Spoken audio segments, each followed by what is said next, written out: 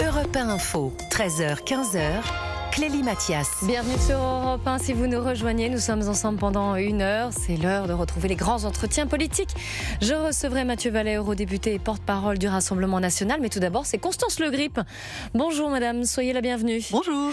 Je rappelle que vous êtes députée apparentée EPR des Hauts-de-Seine, vice-présidente de la Commission des Affaires étrangères de l'Assemblée nationale. On va commencer évidemment par cette déclaration de candidature il y a 1 heure à peine, l'ancien Premier ministre Gabriel Attal en déplacement dans l'Aveyron. Une étape décisive dans sa rivalité avec Édouard Philippe au sein du Bloc central. On va en parler, mais tout d'abord, on l'écoute. J'aime passionnément la France. Et j'aime la France parce que j'aime la République. Et j'aime la France surtout parce que j'aime les Français. On est un très grand peuple.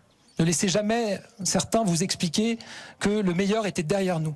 Le meilleur, il est devant nous, j'en suis convaincu. Et oui, c'est pour toutes ces raisons que oui, j'ai décidé d'être candidat à la présidence de la République. Constance Le Grip, bon, j'aime la France, j'aime les Français, j'aime la République. On est dans un argumentaire de base, j'allais dire, personne n'est surpris. Personne n'est surpris, effectivement, à ce stade. Pour ce qui me concerne, je n'appartiens à aucune écurie présidentielle et je n'ai pas l'intention d'entrer dans une écurie présidentielle de manière précipitée dans les jours ou les semaines à venir. J'ai fait partie des 90 députés qui ont co-signé une tribune qui est parue il y a quelques semaines dans la tribune du dimanche et qui appelait au sursaut des familles politiques de la droite et du centre-droit, ce qu'il est convenu d'appeler le socle commun. Nous gouvernons ensemble, nous soutenons et nous avons soutenu plusieurs gouvernements et nous soutenons toujours le Premier ministre actuel. Et donc, nous pensons qu'il nous faut raison garder, d'une part, et pour échapper à la tenaille du duel mortifère qui semble se dessiner, si on en croit certains sondages aujourd'hui, d'un deuxième tour qui verrait s'affronter les deux candidats des deux extrêmes, nous devons, encore une fois, raison garder et travailler ensemble à dégager les conditions de création d'une candidature commune et donc d'un seul candidat pour les familles politiques de la droite et du centre-droit. C'est mon engagement avec beaucoup d'autres collègues, avec des membres du gouvernement d'ailleurs. Nous militons pour cela et donc nous faisons tout ce que nous pouvons pour appeler à ce sursaut et ne certainement pas, je dirais, aller dans le sens de la participation à telle ou telle stratégie de candidature aujourd'hui parce que nous pensons qu'il faut un candidat unique et qu'il faut travailler à créer les conditions de ce grand rassemblement. Et pour l'instant, c'est pas le cas. On a l'impression que vous prenez un peu des distances là avec Gabriel Attal. Le meilleur candidat de la droite et du centre pour vous, ce n'est pas Gabriel Attal ? À ce stade, c'est en contradiction avec l'engagement que je prends de créer les conditions d'un grand rassemblement derrière celui qui apparaîtra, et ce n'est pas au jour d'aujourd'hui que les choses se cristallisent, apparaîtra comme le plus susceptible de rassembler, de porter les espoirs de toutes les familles politiques de la droite et du centre-droit. Donc il ne me semble pas, pour ce qui me concerne, c'est une question de tempérament, peut-être aussi d'expérience. J'ai une longue expérience de la vie politique et de la vie parlementaire. Je pense très, très immodestement savoir déceler les momentum et les séquences. Il ne me paraît pas opportun, pour ce qui me concerne, de choisir dès maintenant d'aller dans une écurie présidentielle. Donc, il faut un peu de temps, il faut d'abord travailler les idées, la volonté commune, une éventuelle plateforme qui pourrait représenter le projet que ce candidat, fort des appuis et des soutiens de nombre d'élus, de parlementaires, de militants, de Françaises et de Français de la droite et du centre, présentera au suffrage de nos compatriotes. Mais votre méthode n'a pas visiblement été écoutée, puisque Édouard Philippe est lui candidat depuis de longs mois déjà, je crois que c'était septembre à l'automne dernier, en tout cas, Bruno Retailleau aussi, là Gabriel Attal, il y en a d'autres aussi qui sont portés candidats, David Lisnard et j'en passe. Est-ce que, donc rien que pour ce bloc central, donc là ça veut dire qu'on a privilégié les personnes avant les idées. Un certain nombre de candidatures effectivement sont portées par les hommes, surtout des hommes, je note d'ailleurs que vous avez mentionné. Vous faites les mêmes reproches que Yael Braun-Pivet, c'est pas des reproches, je fais une constatation, il ne faut pas être candidate parce que il faut être candidate, j'observe simplement, c'est un petit clin d'œil amusé, on va dire. La vie politique, elle est pleine de surprises et de rebondissements. Il y a quelques constantes. Oui, mais est-ce que la France serait mieux dirigée si on était en mixité, comme elle a pu le dire ? Je pense qu'il y a à l'intérieur du gouvernement, à l'intérieur du Parlement, dans nos collectivités locales qui comptent énormément pour la vie quotidienne de nos compatriotes, beaucoup de femmes et d'hommes engagés dans la parité, dans le travail ensemble. Je ne porte pas de jugement péremptoire, mais je pense simplement que s'engager maintenant dans une écurie présidentielle, pour moi, serait en contradiction avec ce qu'avec d'autres nous continuons de porter, à savoir qu'il faut se rassembler et ne rien faire qui, au jour d'aujourd'hui, fragilise cette volonté d'unité et de rassemblement le plus large possible, parce que le défi est vraiment pour nous extrêmement grave et extrêmement important, celui de repousser la tenaille identitaire, la tenaille extrémiste qui, si on en croit encore une fois certains sondages, au jour d'aujourd'hui, est une hypothèse qu'il ne faut pas exclure, malheureusement, et que je ne veux pas pour mon pays, Mais voilà. est-ce qu'il y aurait un homme ou une femme, d'ailleurs, pour reprendre vos termes, qui pourrait unir ce bloc central qui semble bien divisé, même au sein du parti Renaissance, que ça soit Yael Braun-Pivet que je citais, ou encore Aurore Berger, ou même Elisabeth Borne, il y a eu des critiques. Le parti ne paraît pas totalement uni sur cette candidature. Vous n'avez pas tort en disant que le parti Renaissance, dont je suis membre, je suis apparenté au groupe EPR à l'Assemblée nationale, mais je suis membre de ce parti, même si je n'ai pas de responsabilité dans ces instances nationales, n'est pas, à l'heure où nous parlons, entièrement unis, entièrement alignés derrière Gabriel Attal, qui est candidat officiellement depuis tout juste quelques minutes. Enfin, vous savez, c'est une situation qui est commune à beaucoup d'autres familles politiques, le Parti socialiste, les Républicains. Enfin, voilà. La situation est un petit peu, flou dans d'autres familles politiques que la famille politique Renaissance, et c'est bien pour ça qu'il me semble qu'il y a une ardente obligation à travailler d'abord à voir comment élaborer des propositions communes, une plateforme, se rassembler derrière celui ou celle qui apparaîtra le moment venu le plus susceptible de gagner. Et le moment venu, ça n'est pas au jour d'aujourd'hui pour moi et pour beaucoup d'autres de mes collègues. Il y a encore un peu de temps. Il n'y a pas 6 mois ou 8 mois. Janvier, par exemple, ce serait trop tard ? Pour moi, janvier est trop tard. Oui, il faut que les choses, parce qu'elles vont se cristalliser plus vite peut-être. Je crois que les phénomènes d'accélération qui caractérisent notre époque n'épargnent pas la vie politique et que par ailleurs, moi, j'entends et j'écoute depuis très longtemps mes compatriotes, les électeurs et les électrices qui m'ont choisi, les militants de différents partis qui composent le socle commun, qui viennent me voir dans ma circonscription ou ailleurs, et tous demandent à ce que nous nous entendions, nous travaillions sur quelques idées forces dans la déclinaison, mais en étant projetés vers l'avenir, en construisant un projet d'avenir, dans la déclinaison des grands axes qui sont ceux de l'actuel gouvernement, mais en allant plus loin et en portant une vision commune, et que nous ayons ensuite quelqu'un pour incarner cette vision commune. Mais il faut effectivement ne pas perdre de temps et le faire avant la fin de l'année, clairement, avant la fin de cette année. C'est Gabriel Attal qui avait dit que justement entre Édouard Philippe et lui, il y aurait, si jamais il y en a un qui apparaît mieux placé, il se désistera l'un envers l'autre, mais en janvier. Je ne pense pas, je ne suis pas sûre d'avoir entendu exactement Gabriel Attal dire cela, mais voilà, tout cela ce sont des péripéties qui, à mon avis, n'intéressent pas énormément les Français, si je puis me permettre, parce que moi ce que j'entends sur le terrain, dans ma circonscription et ailleurs, c'est mettez-vous d'accord, travaillez sur quelques idées forces, quelques grandes propositions, élaborez une vision. Voilà, nous, les 90 signataires de la tribune parue il y a quelques semaines, qui appelait un candidat unique pour la droite et le centre-droit. On s'est déclaré résolument républicains, européens, démocrates, patriotes, et à partir de là, on voit très bien ce que nous aurions envie de voir être décliné comme grandes orientations, comme grandes idées. Voilà, et c'est ce à quoi j'appelle. Constance Le Grip, on en vient à ce sondage. 73% des Français sont favorables à l'interdiction des mariages avec un étranger en situation irrégulière. Un sondage CSA pour Europe 1, CNews et le JDD. Je voudrais vous faire écouter le maire de Béziers, Robert Ménard, qui doit être jugé en septembre prochain parce qu'il a refusé de célébrer un mariage entre une Française et un Algérien en situation irrégulière et sous le coup aussi d'ailleurs d'une OQTF. Le ministre de l'Intérieur, Laurent Nunez, a estimé que Robert Ménard aurait dû respecter la loi. Écoutez la réponse que lui fait Robert Ménard. C'était hier sur Europe 1. J'ai entendu M. Nunez, qu'est-ce qu'il dit, M. Nunez, lui? Il dit que le maire doit respecter la loi. Mais il se fout de ma gueule. Enfin, d'abord, si j'étais lui, je m'adresserais au chef de l'État qui trouvait que c'était US. J'attends que M. Nunez demande à M. Macron s'il fallait que j'applique la loi. Il ne l'a jamais dit. Ça veut dire, je dis ça parce que c'est le même univers politique et tout, mais ils se foutent de moi. Enfin, le type, il est recherché pour le mettre dehors parce qu'il est en situation illégale, il a une OQTF et, attendez, il a été condamné à de la prison et c'est moi qui suis fautif. Et en plus, quand vous mariez quelqu'un comme ça, qui doit être obligé de quitter le territoire, vous savez pertinemment, madame, qu'après, vous ne le mettrez plus jamais dehors. Robert Ménard risque 5 ans de prison, 75 000 € d'amende et la perte de son fauteuil de maire. Il a pourtant été réélu.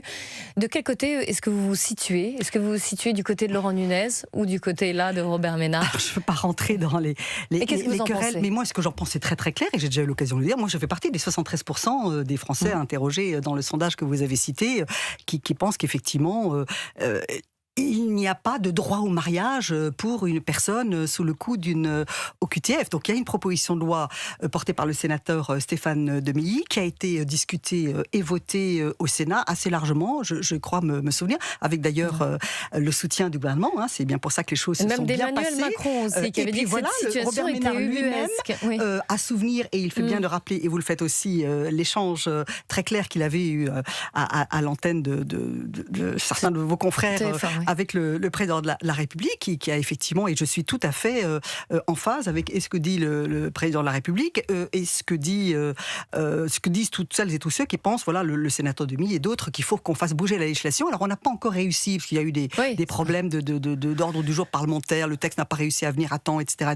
à l'Assemblée, bref. Mais oui, bien sûr, je suis favorable. Le garde des Sceaux l'a encore dit il y a quelques jours, puisqu'il a été interrogé très précisément lui aussi sur ce sujet, qu'il travaillait avec le sénateur Demilly et que nous espérons que le temps nous sera octroyé à l'Assemblée nationale. Ça se bouscule, ça se bouscule, et notamment, j'en profite pour dire que je regrette infiniment que le Sénat, et notamment le président du Sénat, Gérard Larcher, pour lequel j'ai une profonde admiration et un profond respect, ne souhaite pas travailler au-delà du 14 juillet, parce que nous, Assemblée nationale, on veut travailler jusqu'à la fin du mois de juillet, c'est-à-dire qu'on veut siéger, on veut pouvoir examiner des textes importants, terminer l'examen d'un certain nombre de textes, de propositions de loi, de projets de loi, et celui dont vous parlez, par exemple la proposition de loi de Stéphane Demilly, pourrait tout à fait valablement venir. Et moi j'appelle vraiment urgemment à ce que chacun et chacune comprenne qu'il faut que le Parlement puisse travailler jusqu'à, non pas jusqu'à la fin de l'été, mais enfin jusqu'à la fin du mois de juillet, notamment parce qu'il y a ce texte-là que nous pourrions très bien, je pense que à l'instar de ce qui se fait au Sénat, nous pourrions trouver une majorité pour le voter à l'Assemblée nationale. Qu'est-ce qui se passe en septembre si Robert Ménard est condamné justement et perd son siège de maire ? Je ne peux pas me prononcer en lieu et place de la justice. La justice aura à se prononcer. Les juges ont toute liberté, vous le savez, d'interpréter les lois de la République. Voilà, vous espérez que la loi passera avant. Constance Le Grip, députée apparentée EPR des Hauts-de-Seine, vice-présidente de la Commission des Affaires étrangères de l'Assemblée nationale et l'invitée des grands entretiens d'Europe 1 Info. On se retrouve dans un instant, on parlera des ZFE, bien sûr, et puis des aides qui ont été annoncées hier par le Premier ministre sur les prix du carburant. A tout de suite. Leclerc. 13h, 15h, Europe 1 Info. Et vous écoutez les grands entretiens politiques d'Europe 1 Info sur Europe 1 avec vous, Clélie Mathias, et votre invitée avec vous en studio, Constance Le Grip, députée apparentée EPR des Hauts-de-Seine, vice-présidente de la Commission des Affaires étrangères de l'Assemblée nationale. Revoilà les ZFE, pourtant adoptés par les députés et les sénateurs. Le Conseil constitutionnel a censuré hier la suppression des zones à faible émission. Pour Marine Le Pen, invitée de BFM ce matin, le Conseil constitutionnel contraint la démocratie. Écoutez-la. Ils contraignent la démocratie. Enfin, je veux dire, le Parlement est la représentation du peuple français.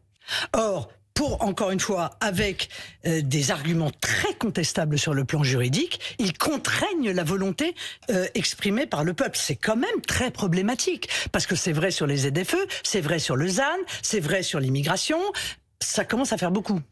Ça commence à faire beaucoup. Est-ce que vous pensez que le Conseil constitutionnel est sorti de son rôle ?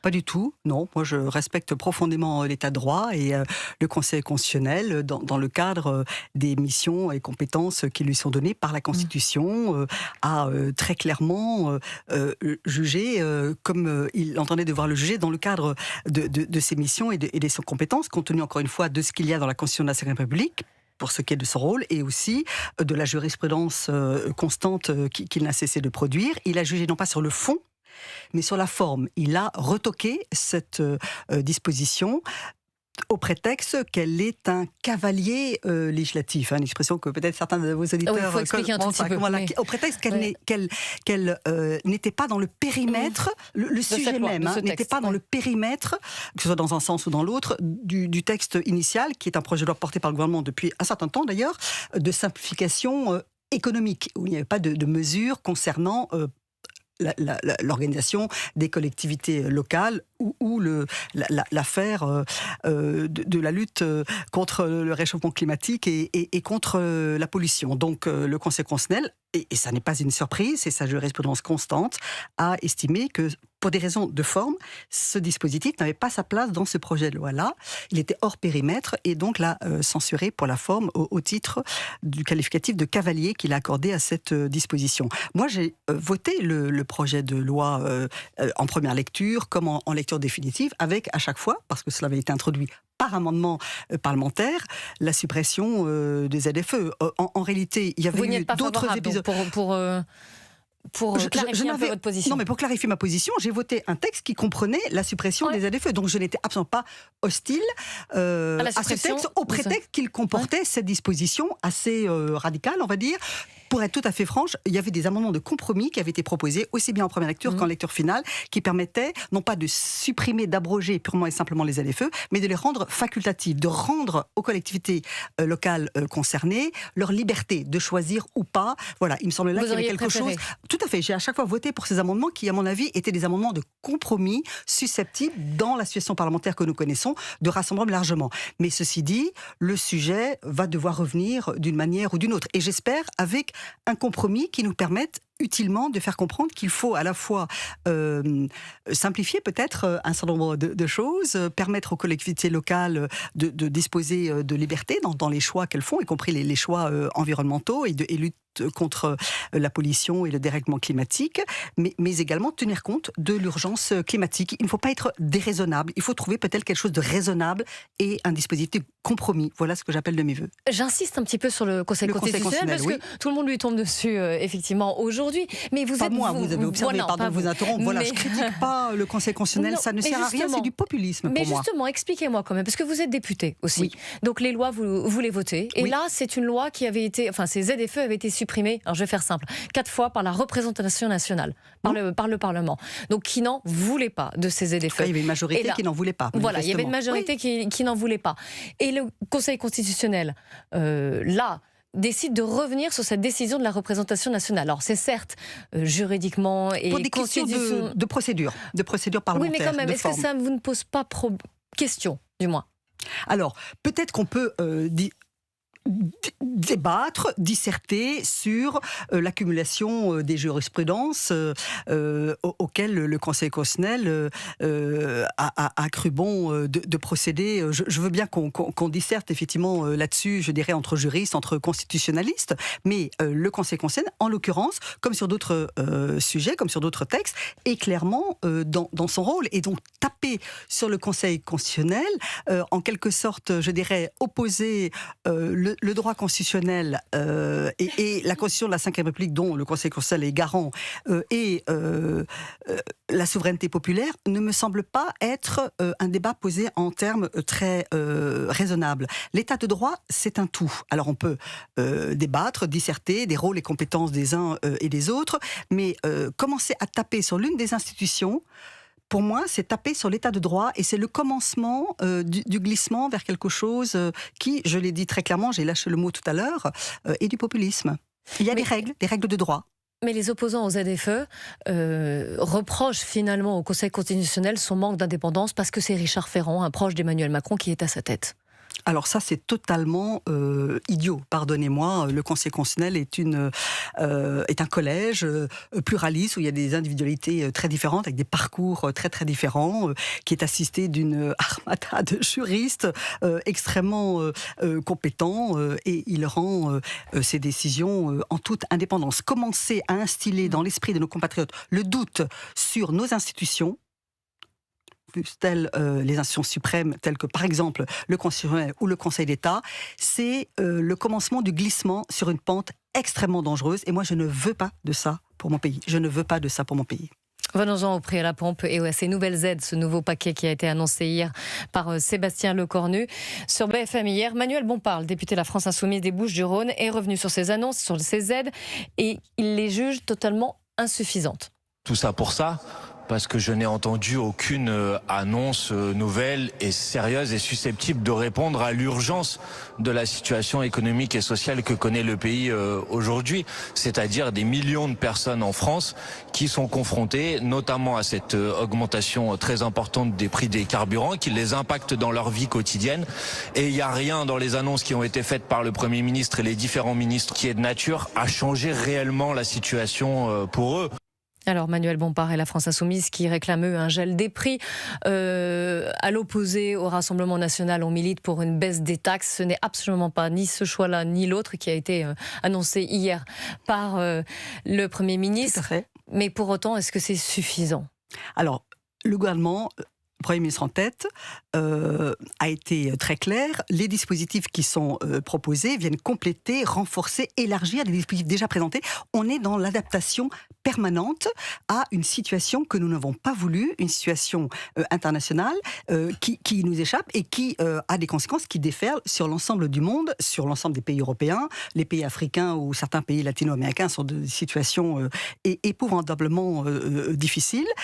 Et donc, on est en permanence dans des dispositifs qu'on ajuste, qu'on renforce, qu'on cible. Et l'idée, c'est d'avoir une réponse intelligente, ciblée, qui ne dégrade pas inconsidérablement nos finances publiques. Je ne vous cache pas que je partage l'inquiétude de celles et ceux qui disent qu'effectivement, la dégradation de nos finances publiques, pour toute une série de raisons sur lesquelles je suis sûr Europe 1 débat régulièrement, est réelle et qu'il ne faut pas continuer à pratiquer la politique du quoi qu'il en coûte, la politique du chèque tous azimuts, tous horizons, mais avoir des aides et du soutien ciblé. Donc on renforce ce qui avait déjà été annoncé pour les pêcheurs, pour les agriculteurs, pour les gros rouleurs, pour un certain nombre de travailleurs modestes. Il y a des aides, on met quand même à nouveau 710 millions d'euros supplémentaires par rapport au précédent train de mesures qui globalement s'était monté à 410 millions. Donc on est à 1,2 milliard, voilà, si j'ai bien calculé, d'accompagnement. Donc c'est un effort important de la part